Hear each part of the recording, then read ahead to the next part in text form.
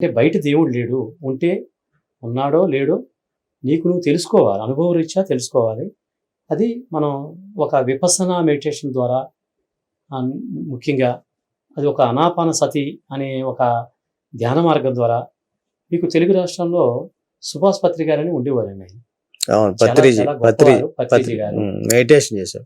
Meditation వారి ఉద్యమంలో ఏంటి ముఖ్యంగా కళ్ళు మూసుకొని కనీసం ధ్యానం చేయండి. ఈ వచ్చే గాలిని పోయే గాలిని గమనించండి అంతే. శ్వాస మీద ధ్యాస పెట్టండి. తద్వారానే మీకు మోక్షం అవుతుందని ఆయన చెప్పడం. అంటే ఇవన్నీ మనకి బుద్ధుడే తిరిగి ఒక సుభాష్పత్రిగా జన్మిస్తాడనమాట. బుద్ధ భగవానులు అన్నాడు, నా మరణం తర్వాత కూడా మంచి మార్గంగా వస్తారు, వాళ్ళు చేస్తారు. అదేవిధంగా మనకి భారతదేశంలో బౌద్ధము విస్తరించే క్రమంలో వాళ్ళు ఆయుధాలు వదిలేశారు. రాజులు ఆయుధాలు వదిలేశారు. మొత్తం అందరూ శాకాహారులు అయిపోయారు. ఆటోమేటిక్గా రాజ్యాలు సైతం కూలిపోవడం జరిగింది. ఎందుకంటే రాజే పటిత్వం లేకపోతే అప్పుడు ఆటోమేటిక్గా ఏమవుతుంది, ఇతర దేశస్తులు ఇతర ముస్లింలు వచ్చి దండయాత్ర చేయడానికి కూడా కారణం బౌద్ధమే. అంటే నష్టం కూడా ఉంటుందన్నమాట. అంటే గృహస్థులు మీరు ధర్మాన్ని ఆచరించమని, మాలాంటి సన్యాసులను ఏంటంటే ధర్మ ప్రచారం కోసం తిరుగుతూ ప్రచారం చేస్తూ అలా ప్రయాణం చేయమని మాకు చెప్పడం జరిగింది. స్వామి, ఇప్పుడు బుద్ధిజం ప్రపంచ స్థాయిలో బాగా ఖ్యాతి చెందింది, టీం అనేది పెరిగింది, ఆ వైపుగా ప్రజలు ఎక్కువగా మక్కువ చూపిస్తూ ఉన్నారు.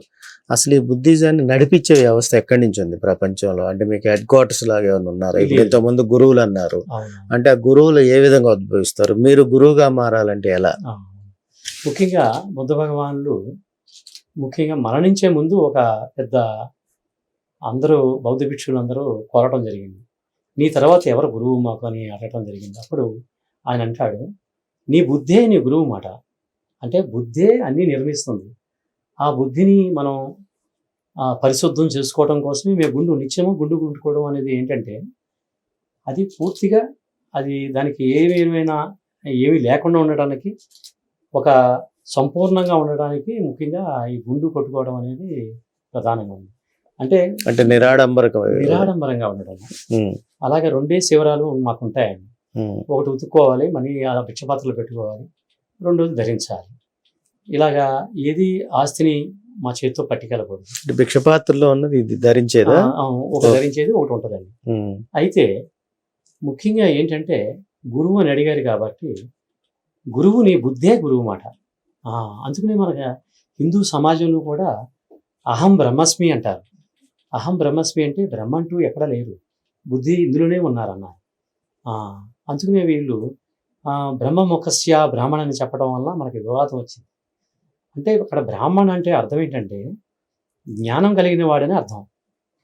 అది ఏంటంటే మనం ఈ మనుధర్మంలో కొన్ని వివాదాలు ఉండడం వలన అది ఇతర కులాలు సహించలేకపోవడం వలన ఇప్పుడంతా, ఎందుకంటే నేను హిందూ సన్యాసులు చాలామంది స్వామివారి దగ్గర తిరిగాను, కానీ బ్రాహ్మణుడు ఎక్కడ సన్యాసి అవడండి.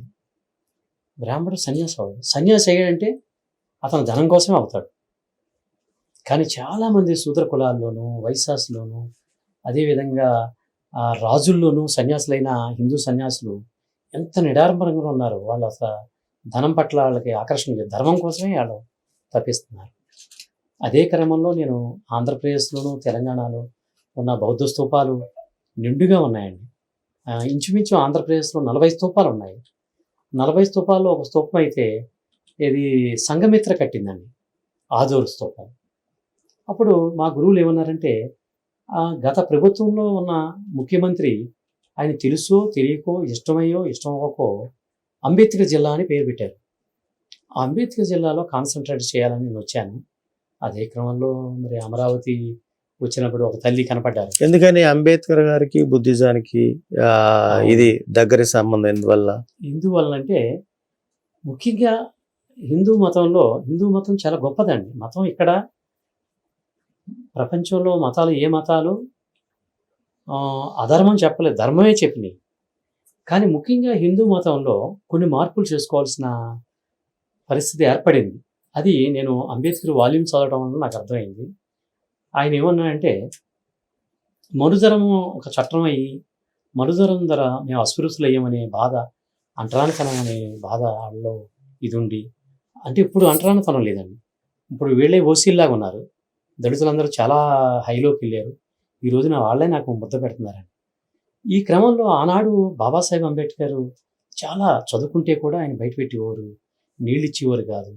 ఆ క్రమంలో ఆయన మనమంటూ నేను హిందువుగా ఉండను, నేను బౌద్ధం ద్వారానే బౌద్ధాన్ని స్వీకరిస్తానని స్వీకరించాడు. తద్వారానే ఈ రోజున దళిత సామాజిక వర్గంలో ఎక్కువ మంది అంబేద్కర్ని బుద్ధుడిని ఇష్టపడడం. అయితే బుద్ధుడిని ఇష్టపడే క్రమంలో ఎవరైతే నేను బుద్ధిస్ట్ అంటున్నాడో అతని నోటితోనే హిందూ మతాన్ని తిట్టడం అనేది చాలా వైరుధ్యానికి వస్తుంది. అలా మనం ఎవరు నేను బుద్ధిస్టు అన్నాడంటే ఆ రోజు నుంచి వాడు ఏ మతాన్ని మనం విమర్శించకూడదు, అన్ని మతాలని గౌరవించాలి. అందువల్ల మీరు అంబేద్కర్ జిల్లాలో పనిచేయాలని అనుకున్నారు. నాకు మరి భోజనం ఎవరు పెట్టగలరు? ఇప్పుడు ఈ ఫార్వర్డ్ కమ్యూనిస్టులు ఈ కమ్యూనిటీలు అన్నీ హిందూ మతంలో ఉన్నాయి. నాకు భోజనం ఎవరు పెట్టగలరు? భోజనం పెట్టే వాళ్ళు ఎక్కడ దొరుకుతారంటే అంబేద్కర్ జిల్లాలో దొరుకుతారు అనే ఐడియాతో ఆ జిల్లాలో తిరుగుతున్నాను.